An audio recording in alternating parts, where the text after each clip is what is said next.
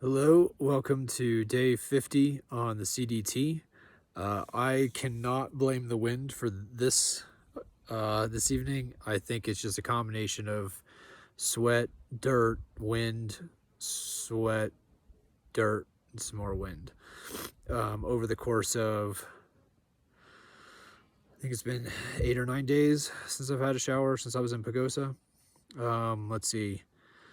Did I leave Pagosa on a Wednesday? And today's a Thursday, the 16th. Yeah, so 8 days. I am about 5.5 miles outside of Creed. I didn't walk all the way into Creed because I have lodging for tomorrow night and for Saturday night, but not for tonight. They didn't have anything available. I don't know if it's just because of season or if it's because of other hikers. Probably a combination. But I hiked strong today, so like it's 4:25. I got here 25 minutes ago to where I'm camping, and so I'll just chill out for the afternoon. Cook dinner, set up the tent, that kind of stuff at a leisurely pace, and then tomorrow morning I'll walk into Creed. It'll take me a couple hours, and then I'll be there. And so tomorrow will be a Nero day. So it's a near zero since it's only 5.5 miles in, and then Saturday will be a zero. And my main goals, besides resupply, is to figure out my tent situation. I think I mentioned that the seam tape on my tent is coming loose or has come loose, and that's not good if you want to keep water out of your tent. And the zipper on my rainfly is having some difficulties. I think there's some frayed fabric that's causing it issues. So I got to get that figured out first, and I also need to research packs and figure out that situation. So those are the two main goals, as well as eating some town food and letting my feet relax a little bit. So these last 8 days since leaving Pagosa, I've hiked somewhere in the neighborhood of an extra 44 to 48 miles. It's a little fuzzy on the mileage. I would have to sit down and actually calculate true mileage, but essentially when I went into Molass Lake Campground, I hiked 12 and a half miles in on the Colorado Trail, got a resupply, and then hiked 12 and a half miles out. And then this hike into Creed, I think a guidebook says it's 12.1 miles, but it's not 12 it didn't take me that long to get down here. I think it's closer to 9 miles, maybe 10. I think it's 9. So I'm doing that into Creed and then back out to the trail. So what would that be? 18 plus 25, so 43 extra miles. If I did that quick math correctly, I think, what did I say? 18 plus 25? Yeah, 43. Y'all let me know if I did that wrong. So essentially, 43 extra miles has put me a couple extra days behind the folks I was hiking with on the road down in New Mexico. So I had a little bit of reception earlier today when I was high up on almost a 13,000 foot ridge, and Marty, I think, is going to get into, I think he said he's getting into Salida by Saturday morning, and that'll be my 0 day. And then if he stays Saturday and hikes out Sunday and I hike out Sunday, then that puts me about, I think, 4 to 4.5 days behind. Heavy D and Mouse, I haven't heard from them, but they were half day ahead of Marty last time I checked. So if I make that same assumption, the same thing, like basically 4 to 5 days ahead. I expected that since I did some of these cutoffs and kind of went out and saw some stuff and is going to come back. I will probably, my guess is I'll probably catch up because my next few town stops after Creed are not actually town stops. I'm just dropping in at like 2 stores one at Monarch Pass and one in Twin Lakes. And I'm picking up boxes, probably stay there for an hour to sort out my boxes, and then I'm gone. So, you know, if Marty and Heavy D and Mouse decide to, um, let's say they go into Slida or Buena Vista or Leadville or any of those along the way, then I may catch up a day or two. I'm certainly meeting some other folks on the trail, but it's a little bit hard to make connections and hike together when I tell them, hey, I'm going to hike 12 and a half extra miles into a campground on the Colorado Trail, and they're like, that that makes no sense. I'm hiking the CDT, not the Colorado Trail. It's like, well, I'll be back. It's like, yeah, I'll be down the trail. So maybe I'll be able to run into a few other people that I've met, but time will tell.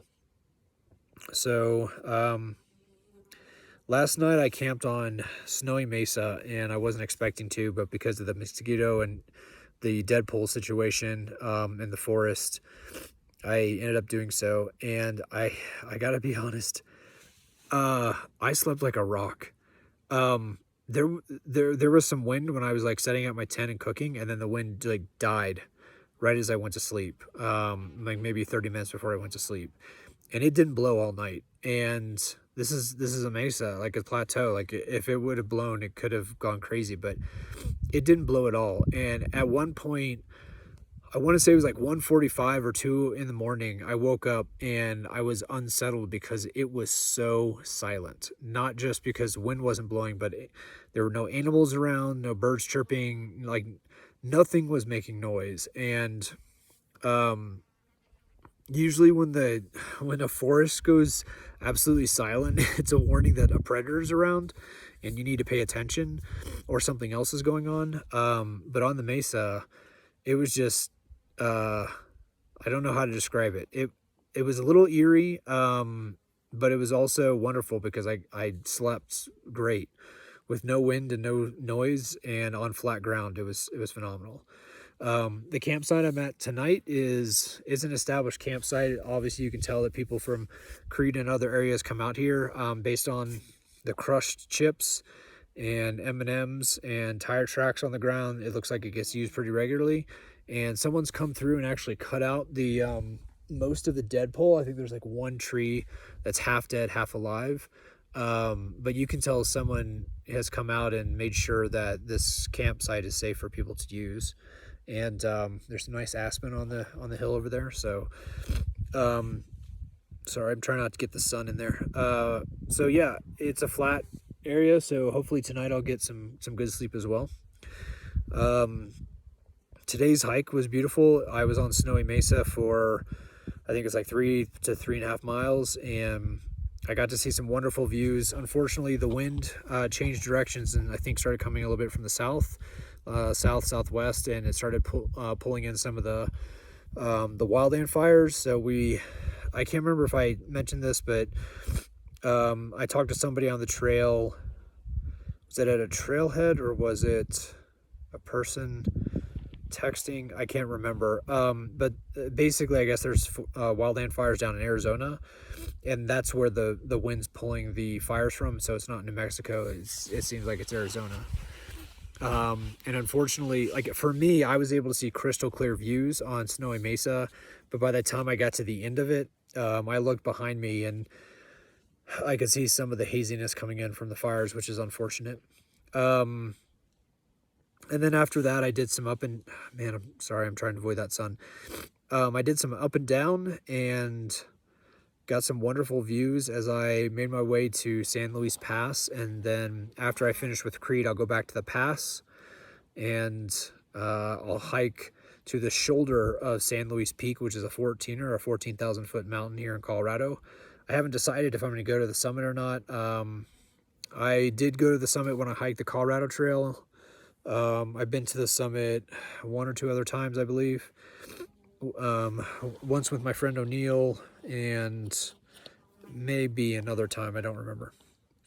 So I'll decide when I get up there, because Creed is like 4,000 feet between here, like the elevation of Creed and the San Luis Pass I have to go to. So once I get to the pass, then I have to hike up to the shoulder, and then I would have to hike up to San Luis Peak, which is I think a little over a mile from the shoulder where we go over.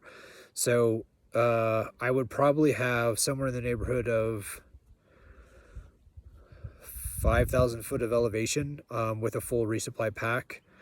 So by the time I get to the shoulder, I might look at the time and say, you know, I got to keep trucking to get my miles in on the CDT.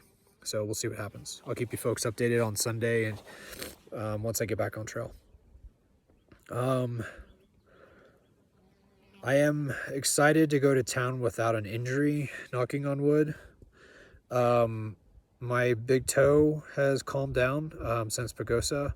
There's still a little bit of twinging every once in a while when I take a step, just because I think it's not fully resolved, but it's mostly. I did roll my ankle, but it seems like it's loose and it's doing okay. There is some times when I step, it's kind of ginger depending on the angle that I step, but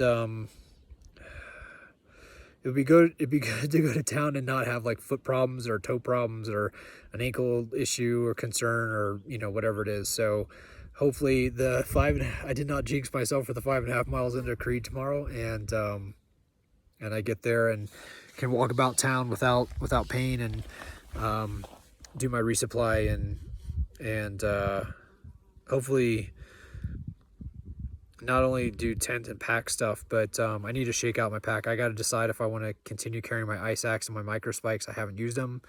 I'm talking with a person who's already up in Twin Lakes, and they use their traction and micro spikes on Lake Ann Pass, I think they said. But I'm not going to get to Lake Ann Pass for another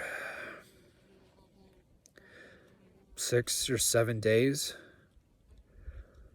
Like I could probably get some good mileage between, like there's an open space that we have to cross between the San Juan mountain range and the Sawwash mountain range. So it's basically from once we hit the shoulder on San Luis Peak and start hiking towards Monarch Pass, we drop down and we get kind of on this open space where it's like open prairie and you can make a lot of miles. It's sort of like New Mexico, except not on road. So even if I can pound like 25 plus miles a day for a couple of days, I don't think I'm going to get to Lake Ann Pass for a week, maybe 6 days. I don't know. So the question is, how much will the snow melt out by the time I get there? And then the second question is, how much more snow is going to be further north, because we go over Hope Pass, which I think it used to be nicknamed like Heart Attack Pass or something like that, because it's extremely steep. So I can see it's holding on to its snow. I don't know. What I'll probably do is just text some people when I'm in Creed and try to get some more intel. So I think that's it for right now. My sincere hope, like there aren't many lodging options in Creed. I booked the place that I think most hikers stay at. So my sincere hope, hold on. My sincere hope is I get some high-speed internet and I can upload just a boatload of videos for you folks so you can catch up and you actually know where I am and can see the mishmash that's occurred over the last 8 or 12 days. I can't remember how many videos are behind. So so hopefully you folks will be able to get caught up pretty soon. Everyone have a shout out. So I was gonna shout out the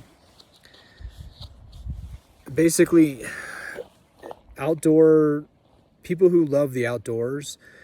I'll give you an example. So I was walking this road and a couple of ladies stopped and they had been hiking on San Luis Peak today and they asked if I needed a ride. And, you know, I told them I don't have lodging for tonight, so I'm just going to find some place to camp. And oh, that's interesting. An ATV went by. I told him I was going to find a place to camp along the road.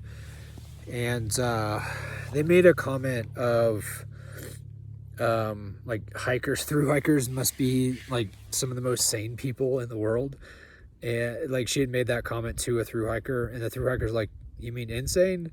And she goes, no, sane, because like you're out in nature and you're not sitting at a desk or, you know, doing a mundane job. Like you're out and about. And I can see it from both sides of what's sane and insane, but I think the shout out more is to just outdoor folks wanting to help other folks and understanding like what the goals are. So like this woman was up here visiting a friend. She's from Albuquerque, her friend's from Creed. They were hiking San Luis Peak today and saw me walking and stopped and said like, hey, do you need a ride? You know, it's one of those things that it happens quite frequently when you're out hiking, but I don't know how often it happens in other situations. So I just want to give a shout out to, you know, those folks who are still willing to see a stranger and say like, hey, do you need assistance? Whether it's some random person walking down a road or if it's, you know, some random person that, you know, is hungry and need a food or whatever it is. So shout out to good-hearted people. Okay, I hope everyone's doing well. I'll end the video, and y'all have a wonderful evening, and I'll see you tomorrow. Bye.